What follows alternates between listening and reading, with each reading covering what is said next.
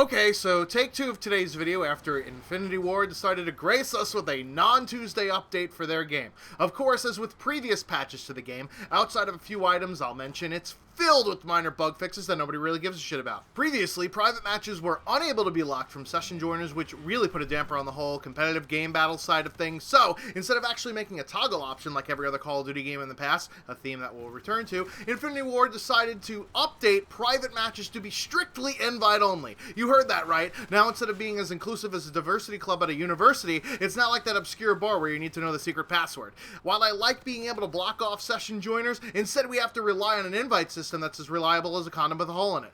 Another actual bug fix, which somehow made it past quality control, was friendly players' names in some score streaks wouldn't appear, meaning you could accidentally attempt to kill some of your teammates, which was an absolute joy in hardcore.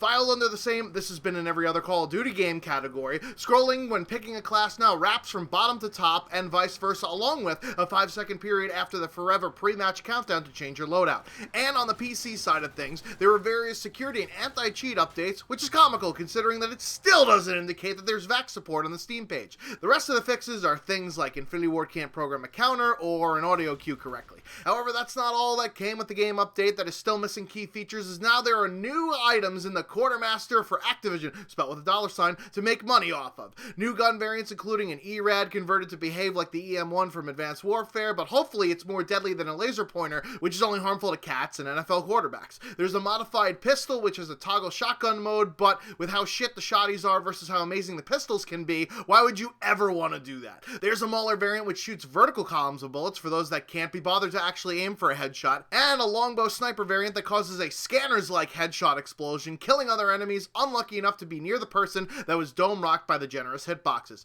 There are also new Mark II items, which are carbon copies of the current variants, but they give an extra 15% XP per kill so that people will pull out their mom's credit card for extra leveling capability. Additionally, there's over 100 new camos, including country flag camos for xenophobes, animal camos for rich fucks like me that go on safaris, a dank weed camo since hiring Snoop back to do the voice acting was out of the budget, and a waffle camo after you get high from the previous one. Speaking of supply drops, the 12 Days of Winter event was marred when on the second day there was an exploit which was gifting players an unlimited amount of keys in order to open supply drops. Infinity Ward was quick to turn off the bonus for the day, ruining it for those that logged on later who don't play the game all the time despite bitching about it ad nauseum. The other shoe dropped on Monday when 48-hour bans were rolling out because, of course, Activision would punish people that abuse something which directly affects their bottom line. These bans were supplemented with key and salvage resets to 0, but it's unclear if any of the items which were received via supply drops would be removed from the inventory or if stats would get reset. Not that there's leaderboards anyways for the latter to even matter. If items are obtained from exploiting the glitch are still allowed to be kept by the offenders, then it was well worth it to do it, given that the supply drop odds are less than the Texans are getting against the Patriots in the playoffs, and the 48-hour ban is a good break from the game, which makes people break things in anger. However, not everyone is looking at it through this lens, as pro Call of Duty player JCap opined that there are no leaderboards, but were quick to ban, despite the fact that it actually took them almost 3.5 weeks to do so. I guess pro Call of Duty players can't math. It's not just JCap complaining, as plenty of players took to Twitter with salty messages reminiscent of the DSR-50 nerf in Black Ops 2, with the tears of the nerds threatening to boycott the game over the ban, and some on Reddit claim that they shouldn't be punished because Infinity Ward can't code a game. While it's true that Infinity Ward can't code a game, what these fuck trumpets neglect to realize is that by playing Call of Duty multiplayer online, they must agree to the terms of service, aka the long-ass document with paragraphs of lawyery bullshit that covers Infinity Ward's ass in case shit like this happens, that people only read when they want to fall asleep. It clearly states in that document that, quote, users that are found to have inventories containing content obtained outside of normal gameplay are subject to penalty. Users will be temporarily suspended from using the inventory system, and a full inventory reset will be issued. Now again, we don't know if the inventory reset's going to happen, as all Infinity Ward confirmed on Twitter is that salvage and keys are going to be reset to 0, but since they've already been used at the time, what the fuck is the point of doing that? Someone like JCap should know that using an exploit or a glitch during a GB match or tournament would invalidate their results, even though it's an Infinity Ward coding issue, because it's against the terms of service. But maybe I'm assuming too much from a Call of Duty pro to actually know the rules of the game that they play. Donovan McNabb overtime, anyone?